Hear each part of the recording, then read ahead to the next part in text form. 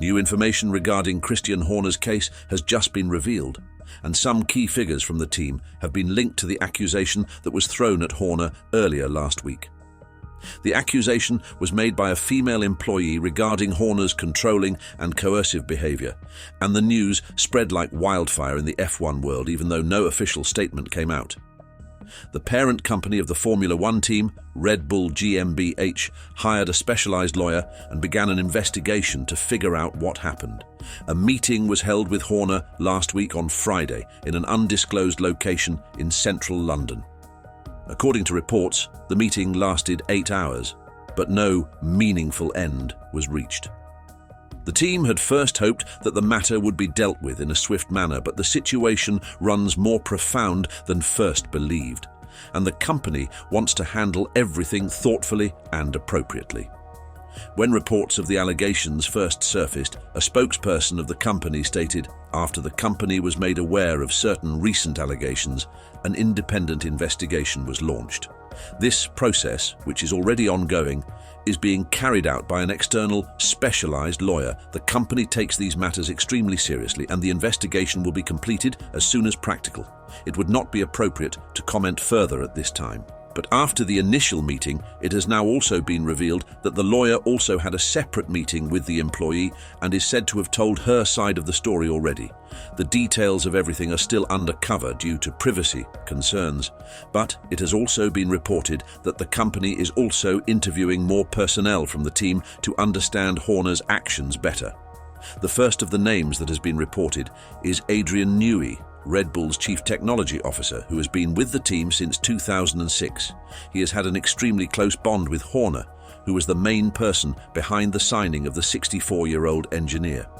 Newey is considered as one of the greats in modern Formula One design, and cars made by him have led the team to win 7 Drivers' Championships and 6 Constructors' Championships. His expertise and experience are unparalleled, and the current success of the team can all be credited to him. Hence, due to his position and close relationship with Horner, it is no surprise that he was also questioned as part of the investigation. Though we do not know what the outcome of the meeting was, Newey's involvement in the investigation has been rumored before as well. According to some reports, Adrian Newey has told Red Bull that his loyalty lies with the team and that he would stay even if Horner were removed from the team. It further stated that the bond between Newey and Horner has broken as a result of the accusations. This is a massive blow to Horner, who is slowly losing those he trusted within the team. BBC Sports reported that, according to insiders, it is highly unlikely for Horner to survive these allegations, and that his time as team principal of Red Bull has come to an end. Seeing the situation, key personnel outside Red Bull have also been involved in the investigation to end the matter quickly. The first name to make rounds was Bernie Ecclestone, the former chief executive of the Formula One group, who has been advising Horner on how to handle the situation. The 93-year-old is reportedly a close confidant of Horner and is trying to get him out of the problem with the least amount of damage dealt to both him and the team. However, he also believes that it is hard for Horner to make it out of the situation safely, and has told him to resign from the position before further damage is dealt to Horner and his family. He fears that if the investigation were to continue and the truth that came out ended up incriminating Horner, it would cause much more damage to him. Furthermore, he also fears it would be detrimental to Horner's family and destroy any future he had dreamt of. Ecclestone and Horner have a close bond with each other, and considering how high of a position Ecclestone was once in, his advice would have had a massive effect on Horner. However, he has previously clearly stated that he is not going to resign and has denied any allegation made against him to the Dutch publication De Telegraaf. Furthermore, another essential name linked to the investigation is Stefano Domenicali, the current CEO of the Formula One group. The 58-year-old has been in contact with both Horner and Mark Matiskits, 49% stakeholder of Red Bull GmbH and son of co-founder Dietrich Matiskits. Domenicali talked to Matiskits at the request of Liberty Media and the involvement of Domenicali, and as a result, the FIA spells even worse news for Chrisitan Horner. If the accusations prove to be accurate, there is no way that he will continue with Red Bull, And the repercussions can be even worse as the management of the sport has decided to step in. Martischitz's involvement also hints at the earlier rumors that there is a power struggle inside the team to get rid of Chrisitan Horner, who has been with the team since 2005, so that Red Bull GmbH can bring control of the team closer to them.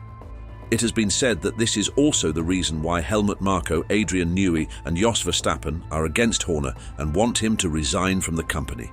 We are still waiting for an official statement from Horner on the situation, but it would be better for him if he resigned peacefully and did not further increase the drama.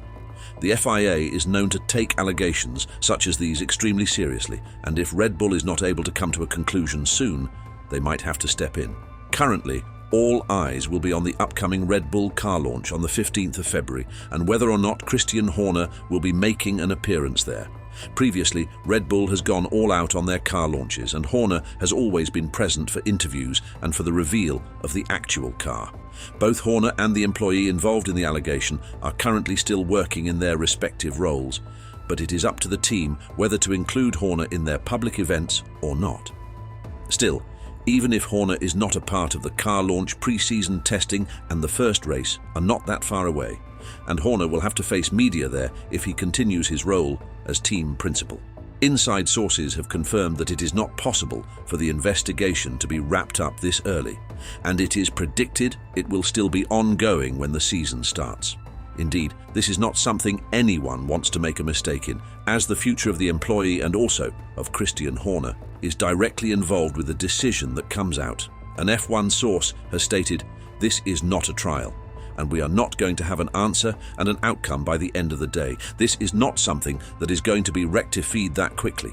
People are expecting this to be over before the start of the F1 season, but that just isn't going to happen. No matter where the investigation ends up going, it is clear that it will be a massive distraction for the team. Right when the season is starting, when their primary focus should be the new car and its performance, such a scandal would have stirred up the whole team. We would have to wait a few more weeks to learn whether or not the RB20 is able to live up to the benchmark set by its predecessors.